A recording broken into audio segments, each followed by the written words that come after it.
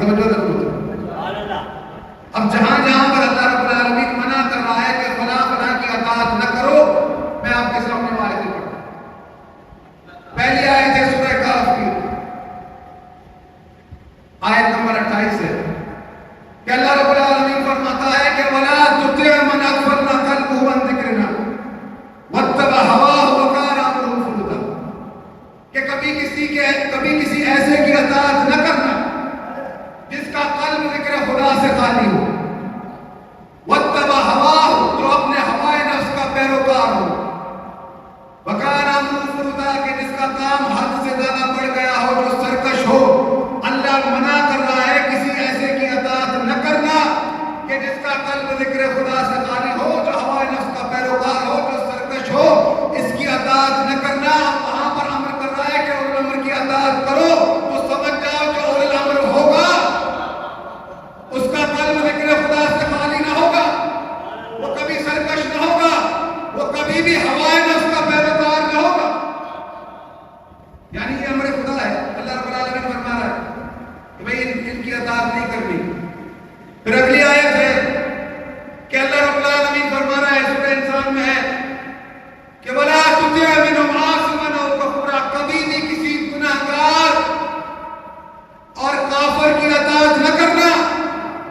یعنی یہاں سے پتہ چلا اللہ منع کر رہا ہے کہ ہمیں گناہگار کی اور کافر کی اطاعت نہیں کرنی۔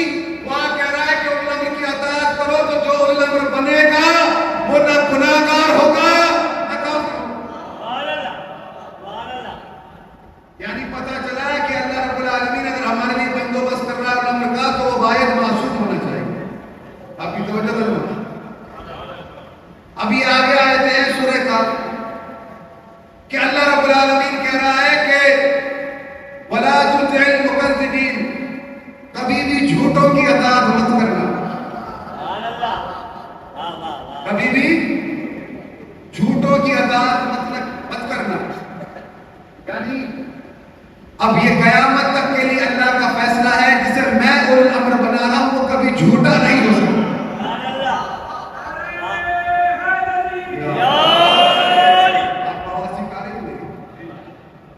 یعنی قیامت تک اللہ رب العالمین نے ہمیں اولو الامر کی اطاعت کا حکم دیا ہے۔ یعنی یہاں سے پتہ چلا کہ اولو الامر کبھی بھی جھوٹا نہیں ہو سکتا جسے اللہ نے بنایا ہے۔ اگلی آیت بڑی پریشان کن ہے، آپ نے گھبرانا نہیں کہ اللہ رب العالمین کہتا ہے کہ وَلَا تُطِعْ كُلَّ حَلَّافٍ مَّهِينٍ، خبردار کسی جھوٹی قسمیں کھانے والے کی اطاعت نہ کرنا، حَمَّازٍ مَّشَّاءٍ بِنَمِيمٍ، اس کی اطاعت نہ کرنا کہ جو غیبت کرے، ایک دوسرے کو چغلیاں لگائے، مَنَّاعٍ لِّلْخَيْرِ مُعْتَدٍ أَثِيمٍ، خبردار کسی ایسے کی اطاعت نہ کرنا جو تمہیں خیر سے منع کرتا ہو۔ اگلی آیت بڑی خطرناک ہے، عُتُلٍّ بَعْدَ ذَلِكَ زَنِيمٍ، خبردار کسی بد نسل کی اطاعت نہ کرنا کہ جس کا شجرہ نسب خراب ہو۔ بڑے ادب کے ساتھ میں نے کہا ہے، اللہ رب العالمین نے جس طرح سے کہا ہے کہ خبردار کسی بد نسل کی اطاعت نہ کرنا کہ جس کا شجرہ نسب خراب ہو، اب آپ یقین کر لیں کہ جہاں آپ کو اطاعت کا حکم دیا جا رہا ہے وہ پاک ہوگا، شجرہ طیبہ میں سے ہوگا، کیونکہ اللہ منع کر رہا ہے کہ کسی ایسے کی اطاعت نہ کرو کہ جس کا شجرہ نسب خراب ہو۔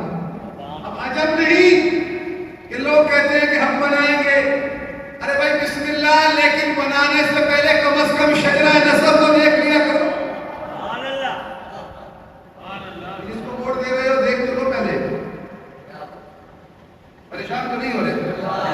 اللہ منع کر رہا ہے کہ ان کی اطاعت نہیں کرنی، وہاں حکم مل رہا ہے کہ اطاعت کرنی ہے۔ اب آپ خود فیصلہ کرتے جائیں۔ یہی ہم دنیا کو بتانا چاہتے ہیں کہ اللہ کبھی بھی